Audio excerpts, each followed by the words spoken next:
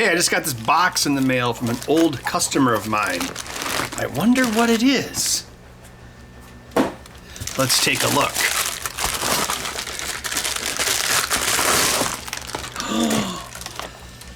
It's one of my old portables.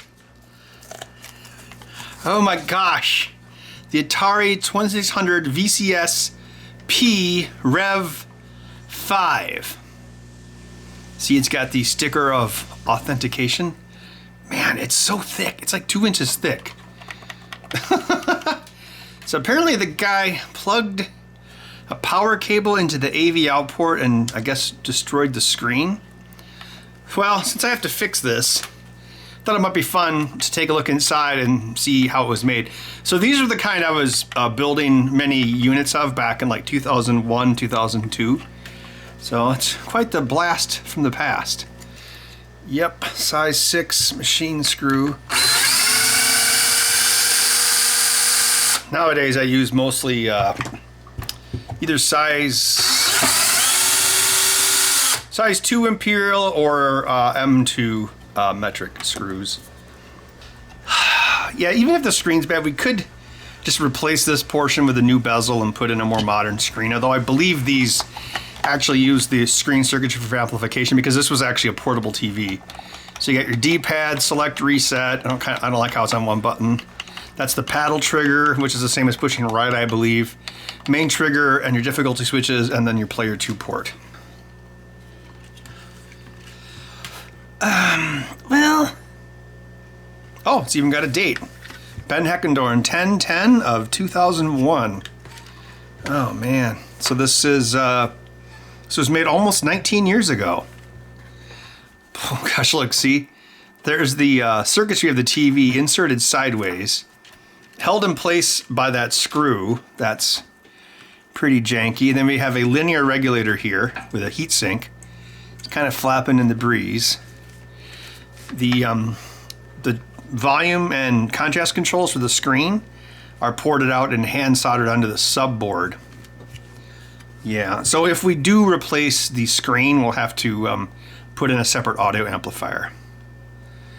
The portion by the Atari itself, which is this down here, the famous Ben Heck square, there's actually not that much going on. You see, you have secondary port, and then you have your audio video coming out, so it's kind of unnecessarily messy everywhere else. Got this nice brushed aluminum thing. I wonder why I did that. Probably because I was like, oh, I need a 16th inch piece of material. Oh no, hot glue. Well, it's still holding. Huh. Well, I think the first thing we should do is physically remove this PCB. All right, so, oh, look at this. Yeah, a screw put in sideways to hold the PCB in place. The thing is, why did I even do that? Because who cares? Oh, that's a size 2 machine screw. What else is holding this in place? Oh, oh, jeez. Oh, that's a flathead screw? Why? You know what's funny? I would have been using many of these same tools. Even back then, I would have had this screwdriver, this. Those are all the same. Okay, everything else is different. Well, heck, I've had this Phillips and flathead screwdriver since I was like 10. Oh, okay, so I see what I'm doing here. There's a flex ribbon cable going to the module itself, plugged into the TV, which I'm just assuming the TV is toast. Because he said he hooked power into the aux AV in jack, or I'm sorry, AV out jack. So that probably destroyed the screen or damaged it. Plus it's obsolete. Yeah, that's what I see mostly is like there's like loose strands, which obviously nowadays I wouldn't have had. Oh no, a kitten! What are you doing? I'm trying to critique my past self, kitten. There's a door for my basement laboratory of doom, so I just closed that. And he's pretty good about not whining and meowing when I shut him out. First couple times he did. I suppose we could keep one of them and use it for the volume control, but the contrast is irrelevant now. Oh, I actually used threaded spacers. Huh. And as you can see, there's This was all done with just Radio Shack perf boards. There were no custom boards. I should have made custom boards. This Rev 5 unit made out of this Densitech material. I made a good number of these. Probably like, well, what number is this one? 31. So I'd say back then I probably made about 50 or 60 of these. This screen, well, I guess it's fortunate that the ribbon cable was so long in this LCD, otherwise I wouldn't have been able to mount it in this way. Now you gotta think, back in 2001, you couldn't just order, you know, like a cheap backup cam module from Amazon. Like, LCD modules are few and far between, especially ones that had like built-in native NTSC support. Oh, and oh yeah, and this would be CFL, a compact fluorescent lamp. How is that held in place? See, the stick cable? That is actually the backlight. So it looks like I'm gonna have to take it apart from the front. The 9 Inch Nails guy. Trent Reznor, yes. When he emailed wanting one of these. I think that was like, that was after this. That would have been like 2006. So it was kind of when I was more into like Xbox. Oh, that's just held really tightly into the, that's what, see, I wouldn't make something that tight nowadays. I would give it some slop. All right, that should remove the module. It's so messy, but if you think about it, this was only, you know, about a year and a half after my first Atari. So, you know, I wasn't as good at building things. It's one of those things where it's like, oh, I'll just make a few of these, you know? And then you end up having to make like 30 of them, and it's like, oh man, if I knew I was gonna make that many, I would have, you know, I would have made PCBs, right? I think I'll only rewire things that are like in critical, you know, critical damage, or critical, hit the enemy crab for critical damage. All right. You can tell I'm just itching to remove this old screen. It looks like this is duped over to an external jack as well, like an external AV out. Oh yeah, that's how he damaged it. I mean, this screen is so primitive anyway. I'm sure it's not very good. I think this was a Casio, I want to say. You know, I don't really remember. That was back when you could go into Best Buy, you could buy a, you know, a pocket television, which is what I used. But you could also buy really cheap pocket televisions that didn't have TFT active matrix displays. So I remember trying to make like cheaper versions of this. It's like, oh, the pocket TV will only cost me $90 instead of $150.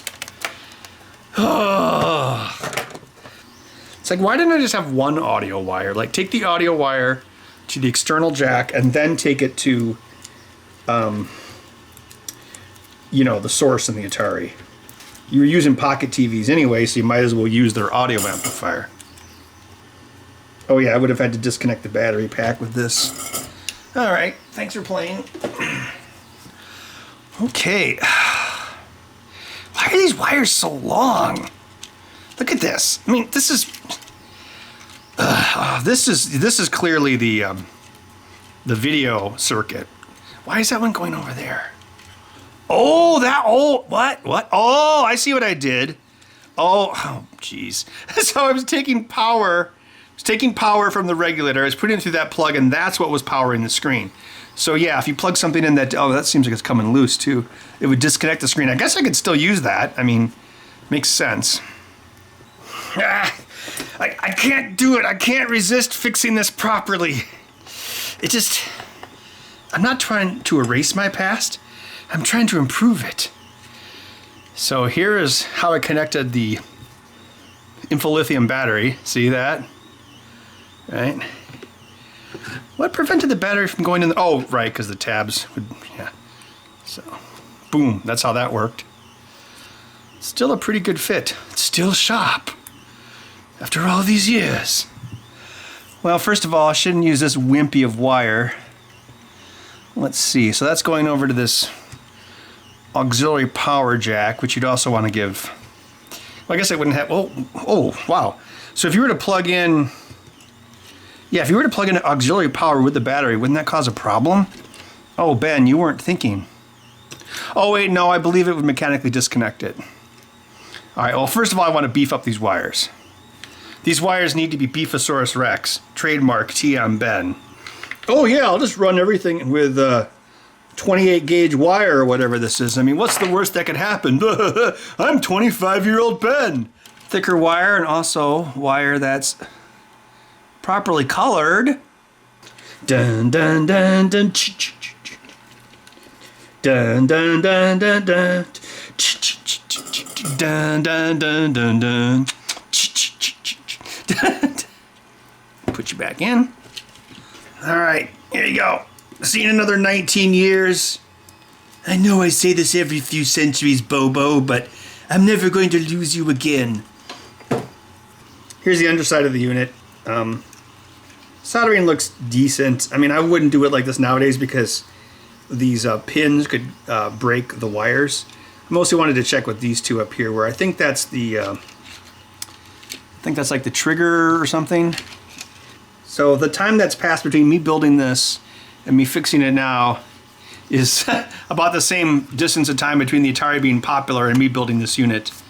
Oh, yeah. That doesn't make you feel old at all. No. Like, this is like really flim-flammy. Like, what if the screw hit those wires, right? I clearly wasn't thinking about it back then. I was thinking about, oh, 9/11 has changed everything. I think what I'll do is I'll get these signal wires out of the way. Then I'll move these battery wires here. Okay. So that's the DC 9-volt input. As you saw, it was rotating, so I tightened up the screw, and then I'm going to put in, yes, that's right. Probably should have finished wiring it first. Put in some hot glue, and that'll keep it from rotating. The screw is on the outside here. It's probably been rotating for like, well, you know, however many years that was. Let's see. Now I want to do this. I want to do this more methodically than I did originally. I want it to fold like a book. So as long as there's enough length to get where we're going, we're going to keep the wires. Basically, you're going to go down the full length here, pin them off, and then up here. That way, when it's open, it takes more wire, but when it's open, you only have wires basically at, you know, well, if it was a book, at like the spine. Copious amounts of hot glue.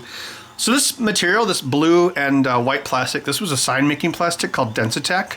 And it's very waxy. The idea is it's very hard to vandalize, like nothing will stick to it, like ink or spray paint. Which is then weird, that hot glue does stick to it just fine. A wire going to the power switch and then two outputs.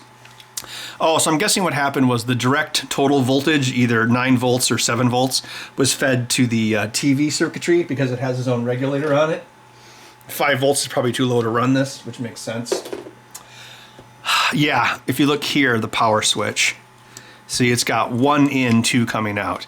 And one of the ones going out is going to the power regulator. So I've got this great idea to become a millionaire. I'll make $700,000 and then I'll move to Canada. I probably don't need to, well, I might want to improve the grounds. Yeah, I mean, it does all work. Yeah, of course, I can't really shorten the cables without removing this. Oh, wow, there's like nothing on the front of this, so I guess I didn't need to remove it for any reason whatsoever. It's really great. If you take your American Yankee bucks to a country with weak currency like Canada or Australia or New Zealand, it's really awesome because the exchange rate like eats up like the tourist charge, so to speak. So it's like, oh, that's overpriced because of tourism, but you know, to like Yankee bucks, it makes it normal priced. Like they had this thing in New Zealand that was so delicious. It was at their McDonald's. It was like a slushy Coke. That was really good. And I want to say, like one of those cost me like 60 cents American. Oh my gosh, look how I was trying to keep the D-pad from sinking in. I was using a screw, but it's not even out far enough to make a difference. If I had a million Deutschmarks, if I had a million Deutschmarks, well, I could buy a loaf of bread. Back in 1935, that's cool.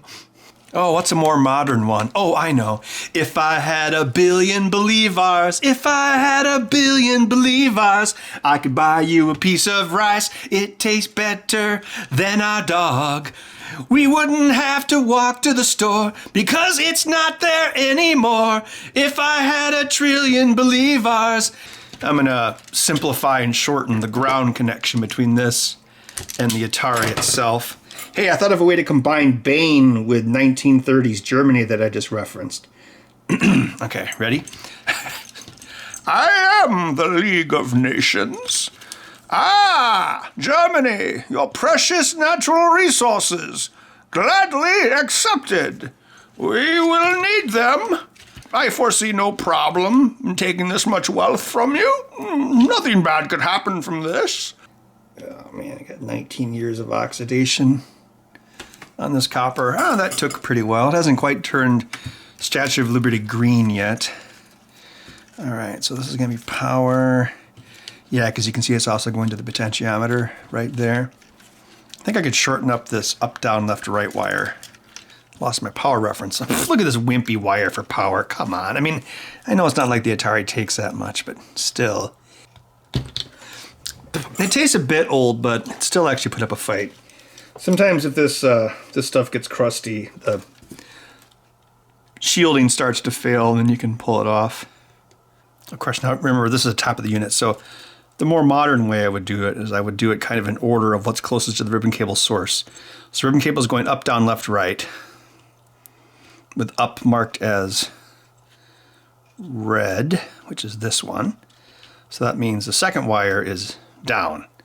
So what I'm going to do is I'm going to pull them all back a certain length, like that, kind of snake it. Oh, here, I can hold that using the tab. Oh, yeah. So I'm just going to do these in order. So the second one is down. So I'll do that first, and then I'll work my way up. Why does it say whiskey neat? I guess it saves you one syllable from no ice. I'm just going to put a little bit of hot glue there to encourage the wire to stay folded over. I am not putting flathead screws back in this thing. The flathead screws can go where they belong, in the trash, which is like the kitten jail for non-living things. All right, so this is the unregulated power wire going to the regulator, then that goes through the Atari. So again, if I want to be a little bit more clever, I can just strip it at the halfway point, like that, see? Then I can attach it to the switch, and so I can make it go to the Atari and then also go to the screen. Okay, so that's the power output wire. Now we need the 5-volt line to go back to the Atari from the voltage regulator, which I'm not going to replace. I could put in something more modern, but again, same thing. This needs to go from the source to the pot end of the Atari. So what we can do is we can just kind of guesstimate the length there, take the strippers, see what I'm doing? I don't know. I mean, this is like, it's kind of weird. Like the lazier you get, the more efficient you get at the same time. You know, what do they say in business? Is like, if you want to find the easiest way to accomplish something, assign it to the laziest person, and they'll figure out the easiest way to do it. You can see this half of the unit's already getting much cleaner. Let's get this console out onto a tray. Nice. Oh, a hiss. It's got a real earthy cocoa flavor. We did MRE day once when we were doing the show. I mean, we didn't talk about it, but we certainly did it. So it was like, you know, I ordered a bunch of MREs and we ate them outside like a picnic.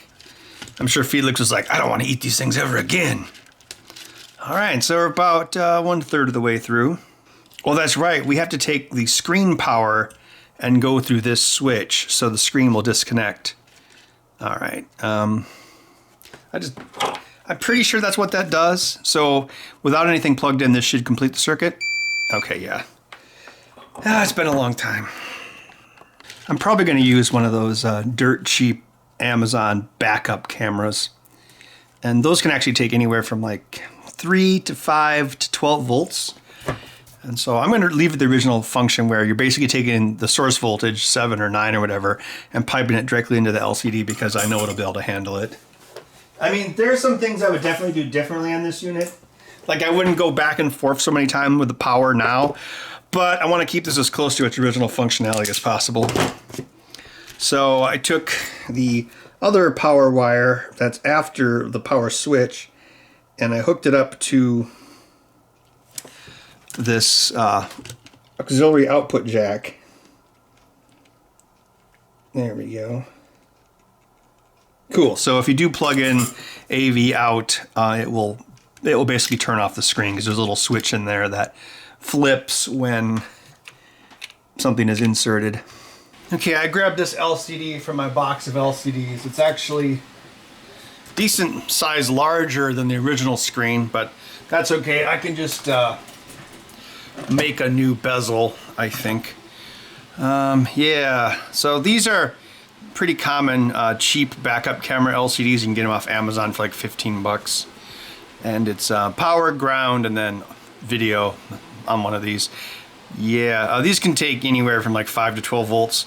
Some of them require like 7 volts, but this one should be fine. So yeah, I'm just gonna wire it directly up to the output of the battery and we can test it. Pretty sure this, well, I labeled it video, so we can see if the Atari is still making a video. And of course, we'll test it with the perennial great Frogger cartridge because it does lots of colors and sound as soon as you turn it on, and you can move the character in 4 directions. All right, let's give it a test. Well, the screen turned, oh, there we go. We're getting kind of a signal. A little loosey-goosey, but you'll have that. Did I get something wrong with the video circuit? There was a loose wire over here. I hooked it up to where I thought it should go. Well, the important thing is the Atari still works. That's all we really need to work with. And the screen should work as well. Although there was one of these screens that I was having trouble with. Maybe I should double check, just to be sure. And by that I mean double check that this wasn't the screen I was having trouble with. Although usually when that happens, you know, it goes into the trash. It goes to electronics jail. Let's test it with the Sony camera. This is the camera I had back when I first started making these things. So this camera's never gonna let me down or run around and hurt me. Yeah, you know, maybe I should clean up some more of these wires. That'd probably make this a little easier. But we did see it working, that's the important thing. So the rest is just work. Looks like there's plenty of room on this side. I could install the audio amplifier here. So we have the difficulty switches, that's these wires, trigger. So yeah, if I can shorten some of this up, like this is kind of clunky, see how it's wrapped around? Lame. Yeah, if I clean this up, it'll make the rest of the job easier. Oh, that's interesting. I put the color timing adjustment potentiometer over on this board. It's weird that I didn't make a hole so it could be adjusted. That explains what this wire, oh yeah, this wire is going to the TIA. So for whatever reason, there's a voltage color adjustment potentiometer in these Ataris. Wow, these are some weird switches. Yeah, so this is gonna be trigger, then left to right, I think. Yeah, I probably have room for like a LM386, right where my thumb is. Yeah, I want to say this potentiometer is just a resistor divider between VCC and ground. So one side of it is ground. Come on, give me a signal. Oh wait, I disconnected that. Right, the other side would be VCC then?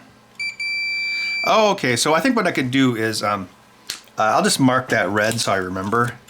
And I'll bring VCC to this board to power the audio amplifier, and then I'll just attach the potentiometer to that same rail. Bundle these control wires together, just tied them up with another wire actually, just to keep it a little bit more sane. See, like if you look at this color pot wire right here, it's going underneath the PCB and then over that way, back over there, and I think we could do that a lot better. Here, it's kind of hard to catch on camera because the circuit board's all twisty and turny, but get that out of the way. Let's grab this wire, disconnect it. Come on. All right, pull that out. Then what we can do is we can come in from the side. That's probably the better way to do it. Come in from the side and then go down.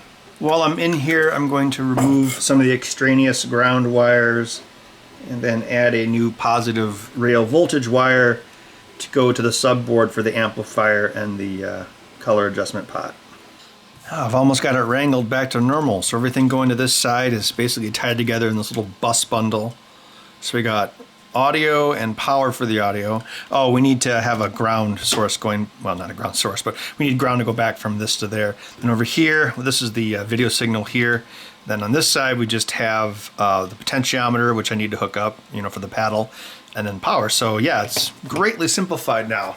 Oh, I think I see what I did wrong. I had this wire that had broken off on this side, and I attached it to the tack switch, which is stupid. See, there's the tack switch there for, what is that? For the paddle trigger. Because by attaching it there, I also attach it to ground because, you know, the tack switches, the pins are the same on both sides. So I think this was supposed to attach someplace else, which is probably why we saw that attenuated signal. Obviously, I understand this stuff far more than I did back then. So this is sync, and then 578 is loom 012, so that's a 3-bit luminosity, which would go through a resistor array to create analog values, but we're taking it into our custom circuit. So let's see. I still got the same issue. If this isn't the sync line, I don't think so. It's probably just causing it to miss one of the colors, so I think it might be something else. Unless, well, apparently what happened was, as I mentioned before, the guy plugged in a high voltage source into the audio video jack and it damaged something. It might have damaged the TIA. See, one of these lines is disconnected, but this would just be one of the brightness bits. It wouldn't really cause that catastrophic of a failure. I could try swapping out the TIA. I have some extras. That's the television interface adapter that actually creates the picture. This resistor, the lead on the other side isn't connected to anything. So that means this stray wire must connect there. That would make sense, I think. Oh, I did swap in a new TIA, so we can see if that fixes the problem. It's strange that I put 2 of the luminance values through potentiometers, but not the third. Of course, I didn't really know what I was doing. Let's see if it works. Hey. Well, there's 3 brightness bits. I think we're gonna need to adjust the color timing pot. This should, oh, that's interesting. Are we missing something? Oh, I haven't hooked up the power rail yet to this board. The power rail that I was gonna use for the audio amplifier. Well, here, just for a quick test. And the eagle-eyed among you may be saying, oh, he's soldering without removing the batteries. Like, yep, that's right. I don't give no F's. All right. That should give us the proper color. Or not. Come on, give us the proper color. There we go. We got the greens of Froggers, makes you think all the world's a fishing pond. Nice. And I can put in some different games and adjust these pots and get the best value as well. I dug into my server and I found my original design files for the VCSp Rev 5. Yeah, this was done in a different program, but I converted it to Illustrator many years ago. Yeah, so let's just grab this, and I have another file here. This is the LCD we're going to use. It's the same as the one I used on the Atari Vagabond that took me like 20 years to finish. Yeah, so let's get rid of everything that doesn't matter. Let's get rid of that. This is why I like that scene in the first Iron Man where he gets back to his lab and he throws away like 90% of the suit design but keeps like some of it. That I appreciated that. All right, so if we look at it like this, this is the hole in the blue material that the screen was in. If you remember, it was in there really tightly. And this is the actual visible screen area. So I'm going to take this, I'm going to put it on a different layer. So if we take our screen here, oh, come on, be good. There we go.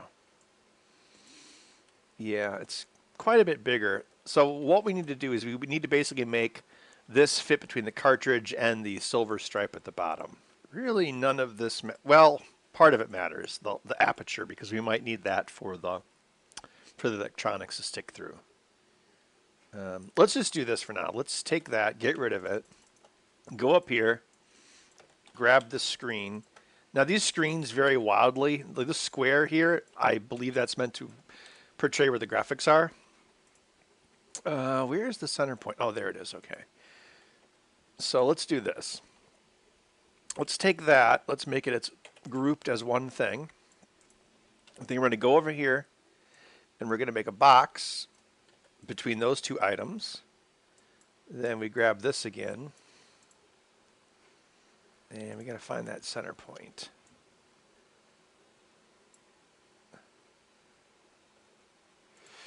Now the problem with that is that's the center point of the whole screen, not the LCD itself. However, we don't really have that much room.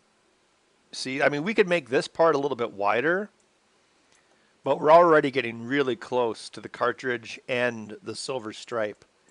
So ideally, you'd have this offset where the actual LCD opening would be centered, but I don't think we have enough room to do that. So what I'll do here is I'll take this and I'll kind of design. Oh man, there's not much room.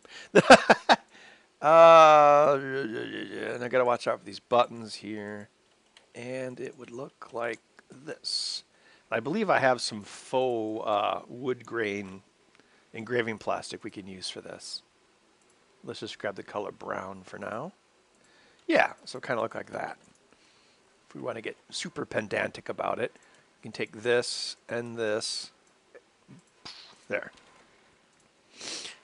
Yeah, so, you know, there's going to be a gap here. We could put the text down here, you know, TFT active matrix display or whatever. It's not going to be perfect, but at least it'll fit. Then as far as aligning it, there's a couple ways we could do it. There's not a lot of space on the side of the screen.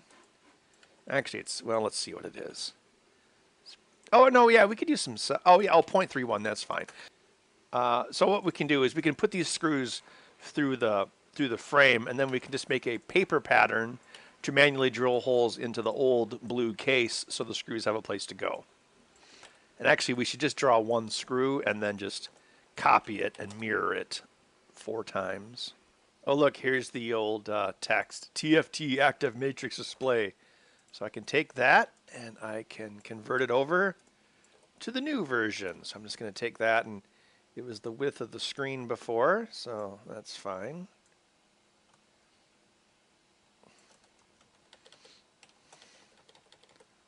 Yeah, I'll just put it down there in that off-center area. I totally planned this. This was all part of my diabolical plan. All right, who's going to give me my daily back rub? Joel, none of us have working arms. I know. Da, da, da, da, da, da. What's this point where Sean Connery's career actually went south of his brother Neil? Oh, that's where Sean Connery agreed to do Highlander 2: The Quickening. Cool. All right, we can cut that out of faux wood. And then what I'll probably do is I'll probably just use like something that's like 1/8 of an inch or 3/16 of an inch thick to cut this spacer, which will, well, here, let's just draw it right now. Yeah, so this will be the spacer piece. So you have a spacer, and then you'll have the cap on top, just like before. Okay, here's my new screen cover. And here is my template. Haha. See how that works? I don't even think I really even need to tape this in place. I'm just going to drill it. I'm just going to go for it. Ben, why are you always just going for it? It's kind of my way, you know. Make like curds and get out of my way.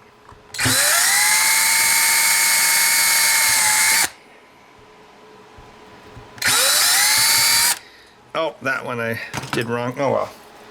Oh, biggie, because we can just do this. Ha ha ha. Shouldn't you put the screws in to make sure it's straight, Ben? Nah, just wing it, you know. Actually, we are going to need a spacer, because see how, you know, this is only 1/16 of an inch thick. I mean, I guess well, I could just cut away some of the plastic, some of this Densitech. Can't remember how strong it is. I think it's actually pretty strong. What should I do? Turn to page 58 if you think I should cut through the Densitech. Turn to page 72 if you think I should make an increased spacer. All right, so I've got the LCD in place. I'm going to put this in front of it and then line it up more or less to the holes. Let's take a look on the inside. Okay, cool. So the circuit board fits within the original aperture. So we don't need much of a spacer at all. Pretty much just whatever the thickness of the screen is, which I believe is about 1/8 of an inch. So I think that's what I'll do. I'll cut a spacer, put that in place, mount the screen into it, and then screw this down. Oh, look at this crap. This was low density chipboard with vinyl on the side of it. And like many things, it was probably listed as 1/4 inch, but it's actually 6 millimeters. So I think I'll just use 6 millimeter plywood to replace it. Oh, I actually found some high density 6 millimeter particle board. I've actually been using this a lot in lieu of 6 millimeter plywood. Not because it's cheap, although it is, but because it cuts very consistently, because it's basically, you know, like paste wood. You don't have to worry about knots, because if you come across a knot in lasering of regular plywood, it kind of just stops. And yeah, it's really inconsistent, so that's not good. So what I think I'll do is I'll use these 1/2 inch screws to just go through everything. Should work. I think I might have to actually install the screen first. Something else, this particle board is very thirsty. So if I put some super glue on it, it will soak right in. So I'm going to actually put it on the plastic side. This is just to hold it in position before I get the screws down. All right, let's see if this fits. It should. And we shouldn't see any silver. Yep, bingo. I'm sure you figured out how I'm going to attach this. Yes, that's right. Hot glue in the USA. It's some hot glue in the USA. That will also help shore up the top and bottom portions of the spacer because they're kind of thin. And you know, it's particle board, so it could crack. But again, I made it as thick as I possibly could to still fit in the space. All this rigmarole replaced by this one little module. It's not the optimal screen design, but it's what we had to do to make it fit this. So, you know, it's good enough. And it has the same aesthetic as the original. And it's bigger and cheaper. Been using one of my Goodwill Mavica cameras to charge up the battery here. All right, let's see if this works. Oh, there's no game. I've got no game. There we go. All right, final step will be to install a standalone audio amplifier. I was having trouble getting acceptable results out of a LM386, so I just grabbed this PAM8302A from Adafruit. It's basically a all-in-one audio amplifier package. Again, I've said many times, I suck at analog. I will never try to make you think otherwise. Yeah, I just got to make sure the shutdown pin, I assume that's probably got to pull up so it'd be active low. Yeah, but basically put the audio in here and then speakers here. I'll probably just attach it to this board. Oh yeah, this looks totally legit. Well, good thing we had a lot of extra space with that old TV gone. All right, so I have the voltage divider audio going into it. Just need to hook up the speaker and then cross our fingers. All right, Lady Ada, work your magic.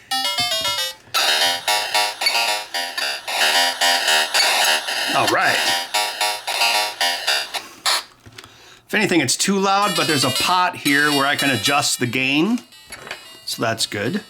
Okay, I put the inline electrolytic capacitor in there. Let's see if that makes a difference. I'll probably reduce the volume.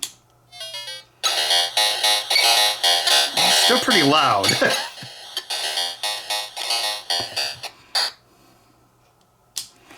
Okay, I'm gonna adjust that gain pot.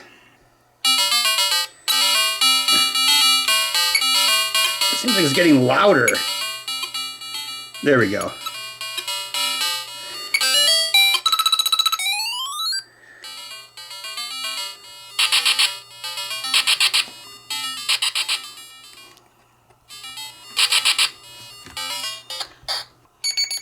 That seems loud enough. So yeah, once again, an Adafruit part comes in really handy. Basically, it does what it needs. It's one little module, and it can help you get the project done fast. So always try to buy authentic Adafruit parts whenever you can, because Amazon is littered with clones and knockoffs. All right, let's get this sealed back up and put it through the paces. What was your design aesthetic with this system, Ben? I was going with a Smurf ice cream sandwich. It was made out of spare blue Densitech. Yeah, we had laying around. So this is Densitech used for Culver's projects, hence the blue. And we had a lot of scraps. All right.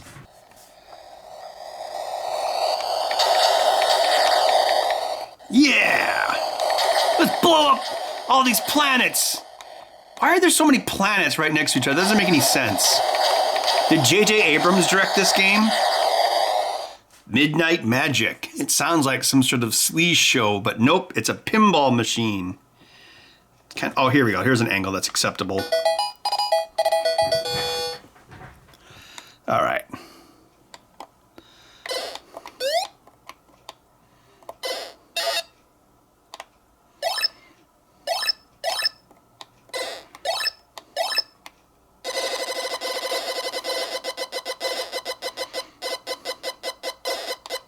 All right, let's serve some beer.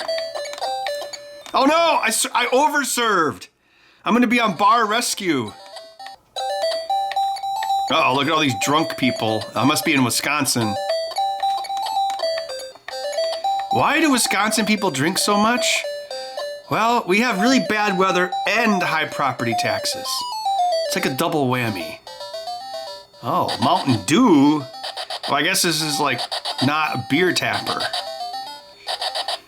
Well, that was fun, taking something that I built exactly 19 years ago and going inside, taking a look, fixing it up, and giving it a new screen and a better audio amplifier.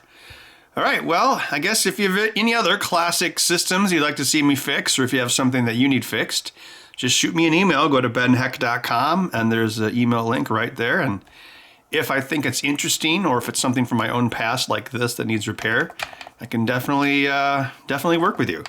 All right, we'll see you in the next video.